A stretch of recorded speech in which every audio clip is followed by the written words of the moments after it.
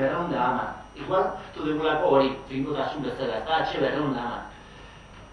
Hasi ginen Udal Euskaltegiarekin, eta gero pasa ginen AEK-ko Euskaltegiarekin, daukagu beraiekin, eta gune hori biltzen da, hirian behin egiten dugu, 2 orduko saioa, eta gune hori biltzen da ez bakarrik gure, dazkaguna katxak, pila dazkagulako, lehenengoa ni dazkaguna katxak, eta zuzentzeko izek eta foru bat osatzen da hor. Non, irakasle ezberdinak juntatzen, nik euskara egin daukat, alako urbildu zait, ez dakit nola egin, behin eragin, alako ikasle ez zemoz, zurekin kontatu nahi, zurekin euskara zaritzen ala, eta nik uste itezait. Eta sortzen da horrelako dinamika bat, egia esan daukagun irakaslea oso markula dela, asunto hortan. Bai, erakusten digu, baina uzten digu. Eta holako egoera batetan sortzen da, ideiak sortzen dira, bertan, eta ideia horiek ere gero klaustora pasatzen dira. Pasatzen dira? Irakasleen erantzuna eta adostasun minimoak ezartzea bultzatzen dugu. Ikastetxe barruan, ikasleen artean dugun euskararen presentzia horrearen aurrean zer egin behar du.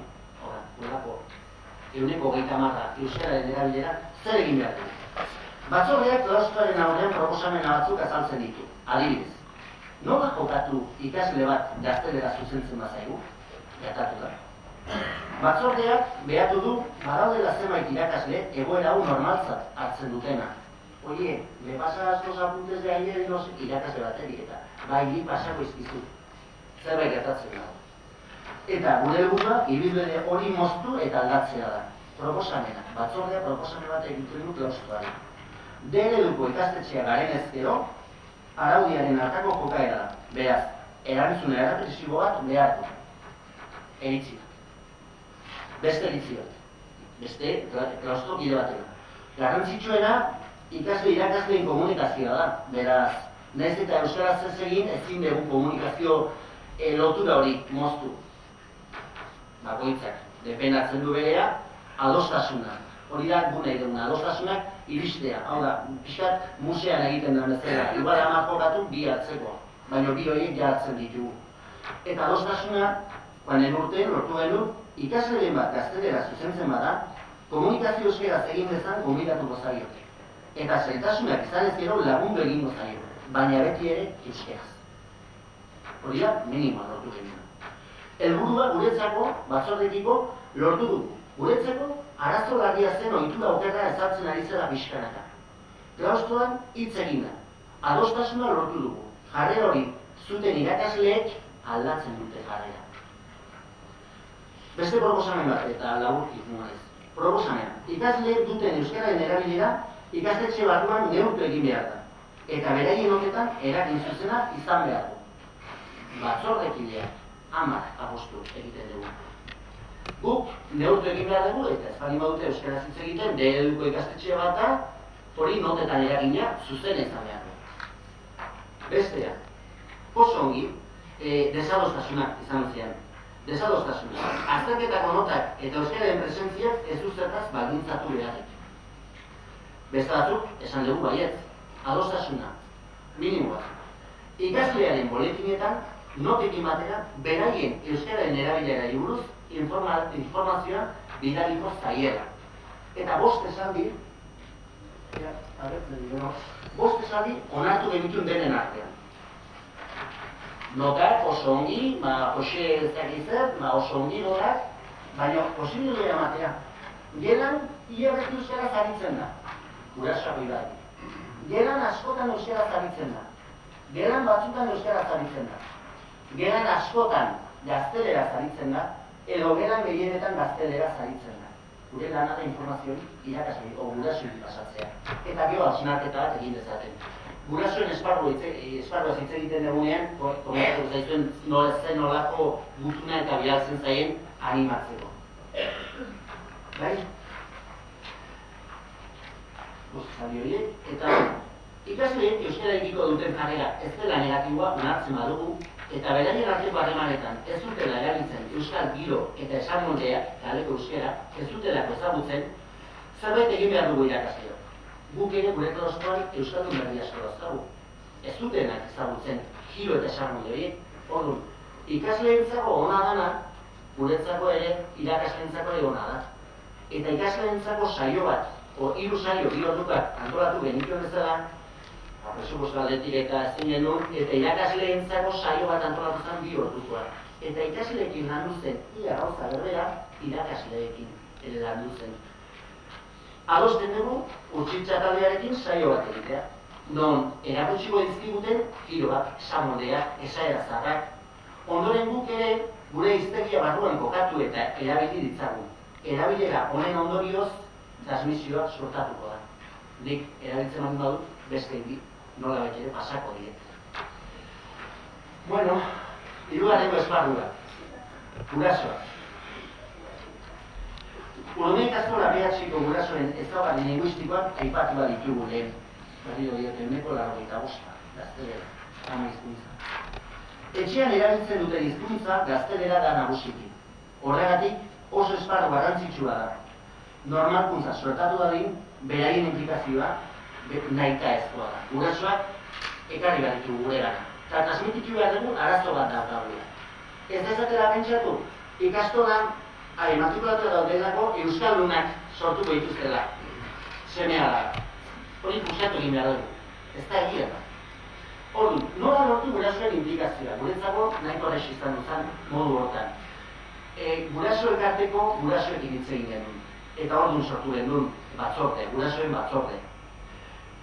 Jendea nahiko motibatua da, ez dira euskaldunak. Euskaldunak bat da, baina implikazio bat dute zenolako eragina egin dezaketen, o izan dezaketen beren ikasleen, beraien semea alabengan. Bai? Euskararekiko duten jarrera oinarrizkoa da. Beraiek bultzatu behar dute seme alaben komunikazioa. Lagunekin, ikaskideekin, handuten edozein pertsona euskaldunekin, euskal giroa dagoen tokitara eramanez, mugiruz, edo bultzatuz. Kurtso hasieran, guraso elkarteak berak sinatuta, gutun bat bidaltzen zaie, guraso guztiedi, egoeraren berri emanez, eta beraien implikazioa izan dezaketen eragina azalduz. Hori da. Non, esaten da pixkat, gutxi gara, ez dakit irakuriko gara goien, baina zen nolako garrantzia daukaten beraiek, beren semea alaben euskaren erabilerekiko. Eta diskriminazio positiboa, albaldin bada, ze garrantzia duen, nik ez dakit, nik ez du lortu, baina nahi ez zu lortzea, eta euskaraz hitz egitea. Bai, pixkatola zentratzea guraso horretan. Tutoreek ere, gurasoekin dauzkaten bileretan, gauza bera azpimarratzen dute. Ze importantzia daukan horrekin. Ez pentsatzeko ikastolak daudelako ja euskaldunak bihurtuko direla. Ez da hori begirena. Gurasoei, helarazten zaien normalkuntza batzordeak eraikitako liburuska xume bat. Non gurasoek ikastetxerekin izan ditzaten idatzizko zenbait euskarako eta gaztelerako edaduak eskaintzen zaizkien. Bertan, gonbidapena egiten zaie idatzizko komunikazio horiek euskaraz egin ditzaten. Hor dauzkazue, liburuaren zenbait argazkitxo, liburua hoxi izango zen. Ideia, ez da gurea ere, gertatzen dena, hartu genitula zenbat esaldi normalean jasotzen ditugunak ikastolan, nire seme alaba gaur ez da etorriko ikastolan, senaginera behar duelako. Mi hijo no puede ir porque tiene que ir al médico, ¿vale? Mi hijo no puede ir, hemen ematen dugu zergatia, eraiki dugun hau, berriro hori bultzatuz. Eta gero, adibidez, bat irakurriko izue, el alumno A ha llegado tarde a la clase de asignatura por motivos justificados por su padre, madre. Eta guk hartzen dugu, nombre del alumno. Berandu iritsi da, matematika dena dela, klasera gurasoek justifikatutako arrazoiengatik. Eta beraien bultzatu arazten diegu euskaraz egin ditzazen komunikazioa. Pentsatu, guztiz gaztelarako eredua daukatenak, baina nolaz badakite, ze idazten ari dan eta bakarrik bete behar dute, beraien izena eta bestea kopiatu, igual gauza oso xumea da, baina lortzen dugu gurasoen implikazioa asuntotan, eta sobre todo ikaslek, beren semea da, implikazio hori gauzatzen dela ikusi dezaten.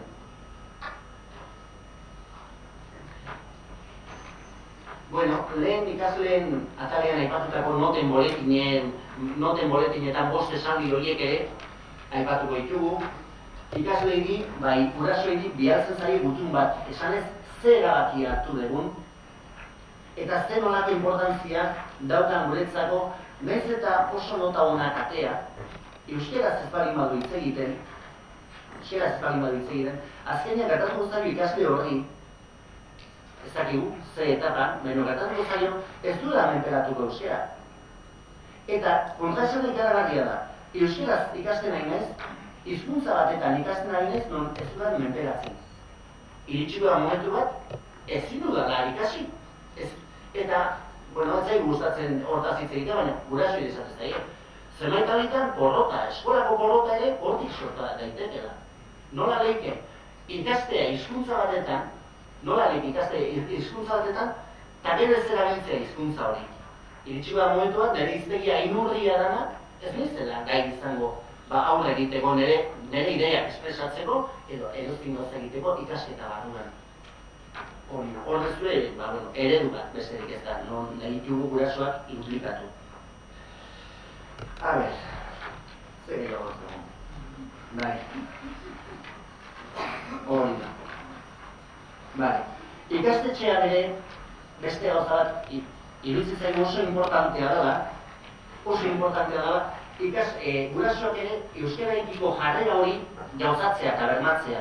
Eta bultzatu genuen duela 3 urte, gurasoentzako euskarazko klaseak bultzatu genituen. Hitz egin genuen ikastetxe askotan egiten dira, euskarako klaseak eta gurasoentzako. Baina guri iruditzen zitzaigun, erdal kultura daukan pertsona bat, bere seme alaba sartzen baldin badu, de ereduan, laguntza ere eman behar zaiola. Laguntza eman behar zaiola euskara ikasi dezan. Guraso ekarrikoekin hitz egin genuen, eta esfortzu ekonomiko ikaragarria egin zuten. Non, udal euskaltegiarekin, lehenengo urtean egin genuen beraiekin, udal euskaltegiarekin hitz egin, hitzarmen bat lortu genuen, eta gurasoak, apuntatzen ziren gurasoak, udal euskaltegia, guraso batzordeak, guraso elkarteak ordaintzen zion matrikula. Doainik, ateratzen zitzaien. Iruditzen zitzaigun, egiten duten esfortzua nahikoa fortea dela, eta guk ikastola bezala hori bultzatu egin behar genuen. Zer gertatu zitzaigun, apuntatu zidara 30, eta dena dela, nik utzi du, denei lanatea zait, eta gelitxu ginen, 14 gurasoekin. Claro, diru guzti hori ordaindu behar zen. Orain beste sistema bat egiten dugu. Hernanin 2 euskaltegi dauzkagu. Aekakoa eta udal euskaltegia berdin zaigu. Eta nahi baldin badute Donostiko ez dakin ora, berdin zaigu. Guretzako importantea da euskaraz, ikastea joan daitezen. Ordu, beraiek egiten dute diru sarrera, eta 185ko klaseak jasotzen baldin badituzte, guraso elkarteak ordaintzen direlana. Eta hola lortzen dugu, ni konpromisoa hartzen dut, baina diruak hartzen baldin badet, doble konpromiso izaten da. Eta guraso elkartekoak ere, lasai egoko, lehendabizu urteko izango zen, diru joakun zen, nola. Dauzkagu hor, gurasoen arrazi, barkatu. Horrena, eredu bat, beste eredu bat, gutuna non komentatzen zaien gurasoegi eta animatzen zaien euskaraz ikasi dezaten, bai? Ez da besterik. Eta gero, aurtengo bilera egintzara gurasoekin.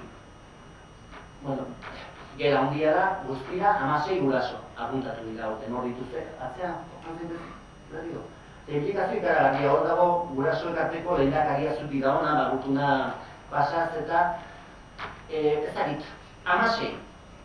Batzundako kopuru bat txikia izango da, guretzako da, kristuna aurrerposoa, zolako jarraitzea. Eta 16 horietatik badira 10 joan den urten egon zirenak. Nola egiten dugu jarraipena? Kasu honetan, Hernaniko udal euskaltegiak bialtzen digu zerrenda bat, non zenbat zenbat parte hartu duten, zenbat klasetara jundiran, hori ekainekoa da eta ja ekainen jendean ekatu intzan eta bajak izan duziren. Baina jarraipena nahiko zuzen izan da. Hoi gure lana da, teknikarien lana. Egiten dugu kudeaketa, eta gero kutxe bukaeran, banan, ze puntutaraino iritsi da, edo ze aprobetxamendu izan dut. Ez bakarrik jutea, baizik eta aprobetxatu duten, nola ez? Ikustea. Azken asunaketak ego ditugu. Guretzako, esaldi batzuk egin ditugu, guretzako lagungarria digala. Izate danak izango ditugu.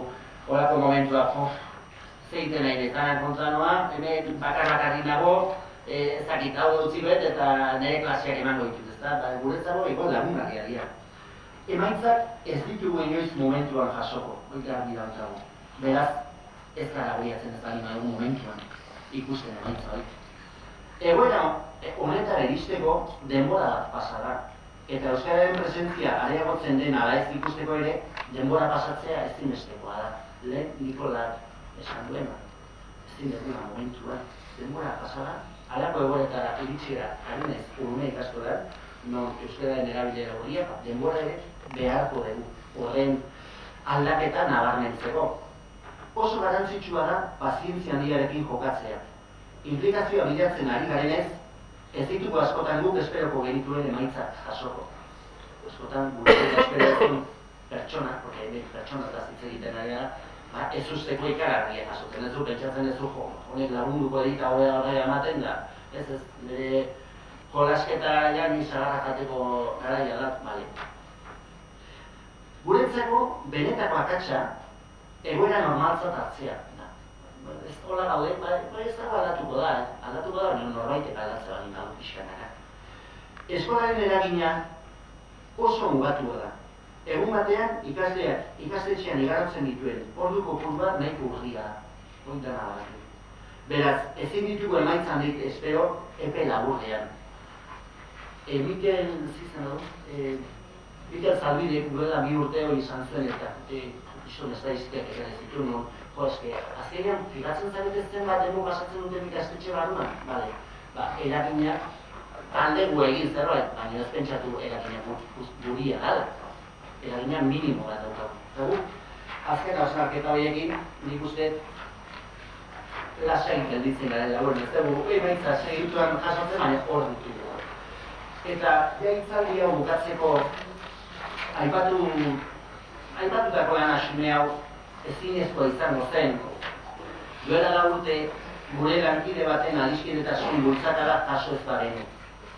Garai hartan, Marisa eta nirekin aritu zen buru belarri proiektu hau martxan jartzen. Egun, gaixotasuna jota bere bizia ia agortutako kandela baten antzera itzaltzen ari da. Berari eskatu genion baimena eta beraien omenez animatu gara hitzaldi xume hau egiten. Así que zure gati doa Jon, mila esker zure laguntzaren gara.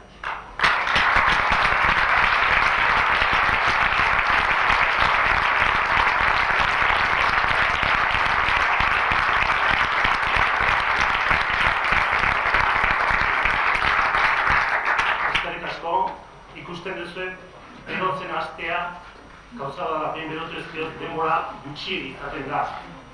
Animatzea izaten da kontua, eta den hori uste ondo etortzen zaigula gure esperientzien berri horiek ematea beste asko ikasten da, eta eraberean esperientzien trukaketa hori gauzatzeko oso baliagarri izaten da.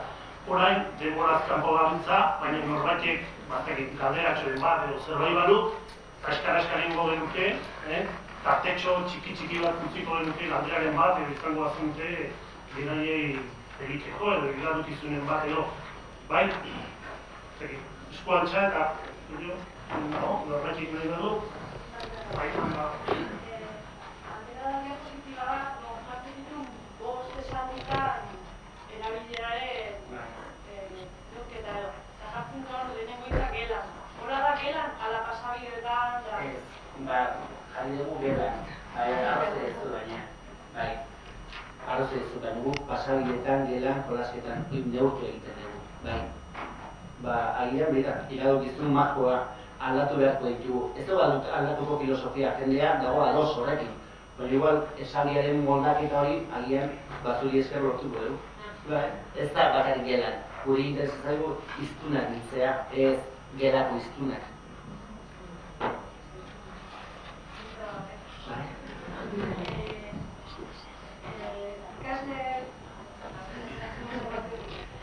Ikasleen batzordean norbait ikasleetako bat da besteak baino ardura gehiago du ondan ardienetan. Lehendakari bat dago bereien artean edo? Ez dago egituran. Gertatzen dena, inplizituekin dagoela. Hirugarren eta laugarren mailakoak esaten dutenak gehiago balio dula. Beraientzako, guretzako ez. Baina inplizituekin bai badago.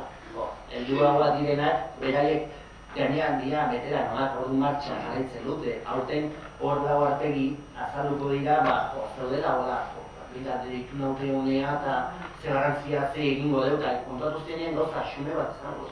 Dana, ez dugu hitz egiten ez batzuk horien da bezatzu gehiago, ez eta korro baten jartzen gara, aurrena egin denun aurkezpena, berrien aurkezpena, eta zertarako zen komentatu, eta hori, ez dago, hola, inbizitoki bai badago, baina ez dago hola egituratua goitik behera.